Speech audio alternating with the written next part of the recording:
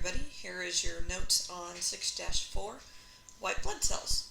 Sorry, it's going to be another big one. Alright, white blood cells are also known as leukocytes. The word leuko means white, cyte means cell, so white blood cells. These are the only ones that are considered to be true cells because of the fact that they have a nucleus inside. You can see each of them have oddly shaped and sometimes big nuclei inside, so they're considered true cells.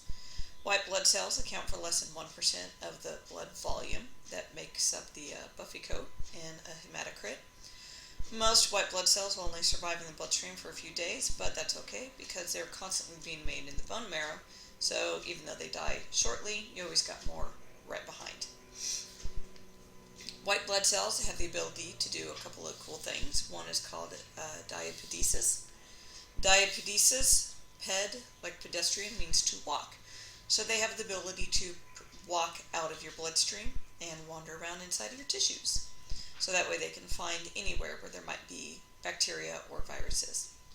They do so with something called amoeboid motion, which means that they move around like amoebas. So we're kind of a slug or snail-like process. They exhibit something called positive chemotaxis, which means that they can basically sniff out infection. They can smell where the bad guys are and follow them. And once they get there, they can send signals out to increase the production of white blood cells in a matter of hours. Then, this process of increasing the amount of white blood cells in the bloodstream due to an infection is called leukocytosis. Leuko, white, cyte, and then remember that means cell.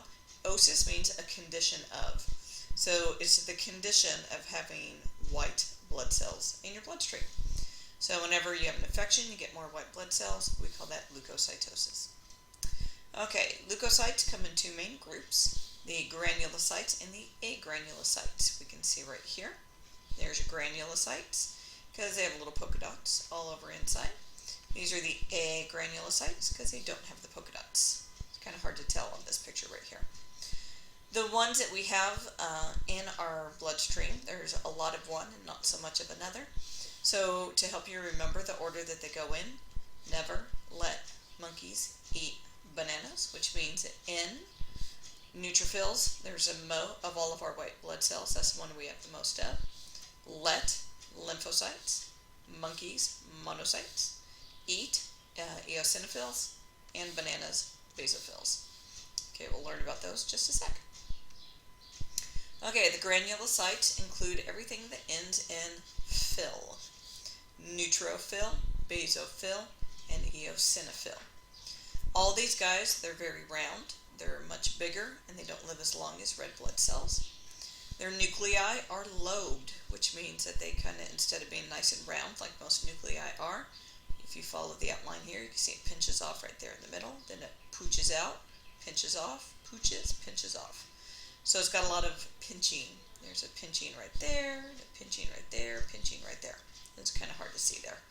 So they have lobed nuclei, and they have little granules all over in the cytoplasm that picks up something called a right stain. And depending on what color right stain they pick up, that's how they get their names. They're all phagocytes, which means that they all like to eat their whatever it is that they're trying to eat, viruses, bacteria, worms, whatever. Okay, we'll start with the most abundant one, the neutrophils. These account for 50 to 70% of the white blood cells. They're twice as big as red blood cells. They're called neutrophils because they are neutral in the fact that they can take both basic dyes, which appear blue, and acidic dyes, which appear red. So this combo of red and blue makes a purpley lilac color. The granules that are found inside of neutrophils contain digestive enzymes. So if you remember lysosomes, we're there to help to digest things. They have lots of those. And they have defensins, which are antibiotic proteins that help keep you healthy. The nuclei of neutrophils contain anywhere from 3 to 6 lobes, so they call them polymorphonuclear leukocytes, or PMNs for short. Poly means lots of, morpho refers to shapes, and nuclear refers to the nucleus. So a nucleus with lots of shapes. White blood cell.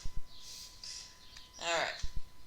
A little bit more about neutrophils. They are chemically attracted to inflammation. So anywhere where you have maybe like arthritis or red irritated skin, or anything that causes inflammation, you will probably find neutrophils there.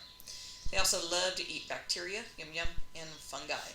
So if you have a lot of neutrophils in your blood, then a doctor might look for a fungal infection or a bacterial infection. They also have the ability to do something kind of cool, which is called a respiratory burst.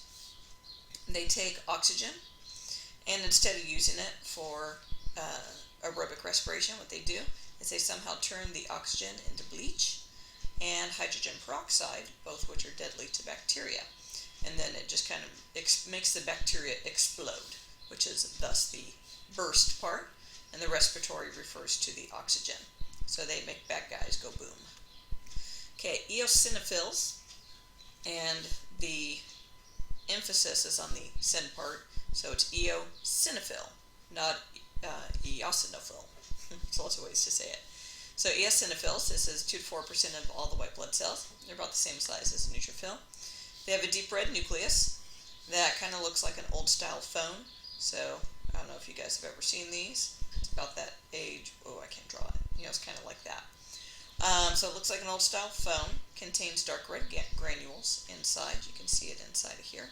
Now this one, I know the nucleus does not look red. It's more of a purpley, but trust me, that's it. Let's see. They like to eat tapeworms, flatworms, and roundworms. So if you have a lot of these guys, that's pretty much a good indication you've got a parasite floating around in you somewhere. They release special enzymes to digest the surface of the parasite, because the parasites in your body are immune. The outer portion is immune to your body's defense system, except for these guys. Then we have basophils. Baso stands for the fact that they like basic dyes. They're about 0.5 to 1% of all the white blood cells, slightly smaller than all the others. Contains very large granules that contain histamine and easily take up basic dyes and look kind of purplish black.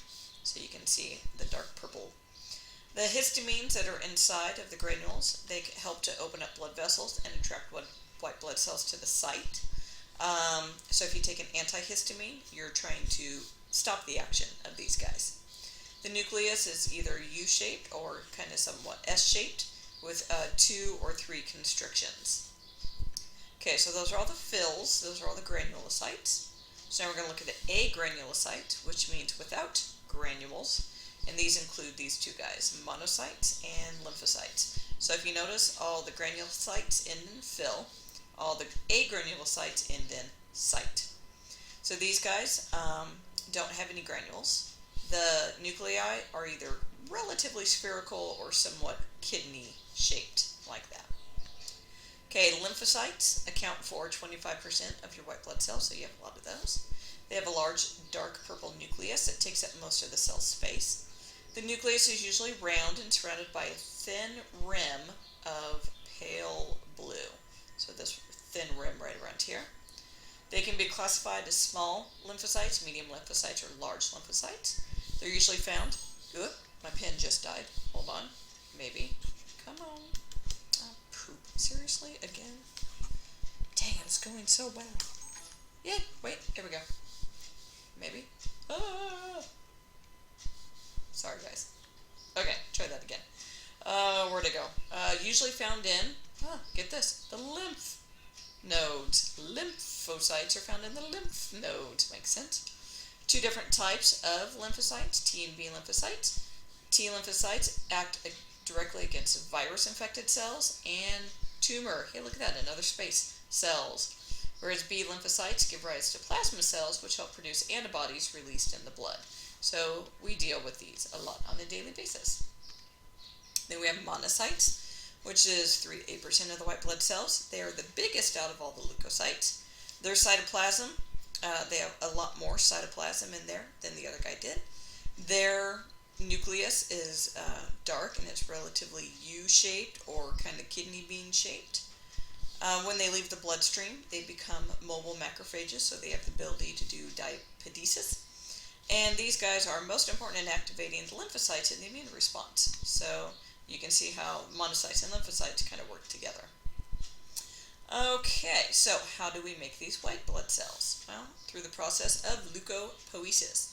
Leuko white, poiesis to form or make. So it is the formation or production of white blood cells. There's 2 main types of hormones that, there goes my microphone, that are released by macrophages and T lymphocytes to get it going.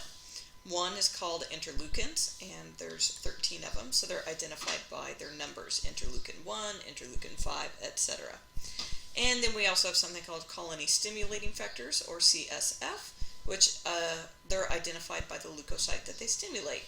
So CSF monocyte, CSF granules, or neutrophil, or something like that. Okay, I don't expect you to know each individual one and what they do. Just know that leukopoiesis is stimulated by 2 different hormones. Okay, this is the process of leukopoiesis. So let me kind of make it bigger just for a second so you can see. Okay, so we'll have this written down on the next page, but you can see here comes the cat, hematopoietic stem cell, or the hemocyloblast. And then depending on which one it's going to become, if we look down here, if it's going to become one of the fills or if it's going to become a site, they take 2 different pathways. So if it's going to become a fill, it turns into a myeloid stem cell. If it becomes a site, it turns into a lymphoid stem cell. Okay, for the fills, they go down and they turn into myeloblasts. The myeloblasts turn into promyelocytes. Then they turn into whatever type of cell they're going to become, that kind of myelocyte. So eosinophilic myelocyte, basophilic myelocyte, neutrophilic myelocyte. Then they turn into something called a band cell, referring to the band shape that the nucleus takes. So eosinophilic band cells, basophilic band cells, neutrophilic band cells. Then they turn into the grown-ups, eosinophils, basophils, and neutrophils. Now this guy, we'll talk about him a little bit later, but he turns into a macrophage. Okay, and then we have our lymphoid stem cell, which turns into the lymphocyte precursors. And then from there, they turn into either B lymphocytes or T lymphocytes. Now I said the macrophages here, I'm sorry. Even though the granulocytes came from a myeloid stem cell, if we follow this guy, the monoblast turns into a promonocyte, which turns into a monocyte, which is one of the agranulocytes. So he comes from their background as opposed, so he's more related to them than he is to them. This picture is in your book. It's big and confusing, but refer to that throughout the next couple of pages. Okay, so leukopoiesis begins with a hemocytoblast, hemoblood cytocell blast to form stem cell. This splits into either a myeloid stem cell or into a lymphoid stem cell. So we got the hemo. My cat is hitting my computer, I'm sorry. So it goes into the myeloid or the lymphoid. The lymphoid stem cells will produce lymphocytes and plasma. And the myeloid stem cells will produce everybody else, the eosinophils, the neutrophils, the basophils, and the monocytes. Okay. So the granulocyte line, so that's everybody on the left. The myeloblast accumulates lysosomes and they turn into and remember that means first, myelocytes. These will turn into either, depending on which type, eosinophilic, neutrophilic, or basophilic myelocytes. From there, the nuclei, which I apparently cannot spell, nuclei become arc-like, so getting that band pattern like that, producing the respective band stages, and then the nuclei constrict off in certain areas. The cells leave the marrow as mature cells. The agranulocyte, the myeloid stem cell, which was this half of the line, turns into something called a monoblast. The monoblast turns into a first monocyte, then turns into a monocyte. Whereas the lymphoid stem cell will turn into a lymphoblast. That turns into a lymphocyte, and some of those will turn into plasma itself. Okay, problems with white blood cells, couple. Leukocyte disorders, we have leukopenia. So the whitepenia in the blood. So this is an abnormally low amount of white blood cells in your body, so you don't have a good immune system. You get sick a lot. Leukemia, too much white blood cells in the blood. Cancerous condition in which several clones of one cell remain unspecialized and grow out of control, impairing normal marrow function. Myelocytic leukemia, so it's leukemia involving everybody that came from a myeloblast. Lymphocytic leukemia involves everybody that came from a lymphocyte. It can be either acute or chronic. If it's acute, it comes on very quick. It's usually very serious and tends to affect younger individuals. Whereas it's chronic means it's slow and it tends to be more common in the elderly. We also have infectious mononucleosis, which you guys are quite familiar with, I'm sure. It's a highly contagious viral disease seen in children and young adults where you get too many agranulocytes. So lots of, get this, monocytes. So mononucleo, so one nucleus, osis, condition of having too many monocytes. You are usually tired, achy, has a chronic sore throat and low-grade fever. No cure, but does tend to go away in a few months. Okay, that's it. Oh, just under 16 minutes. Okay, up next will be, I have no idea. I'm tired. Talk to you guys later. Bye.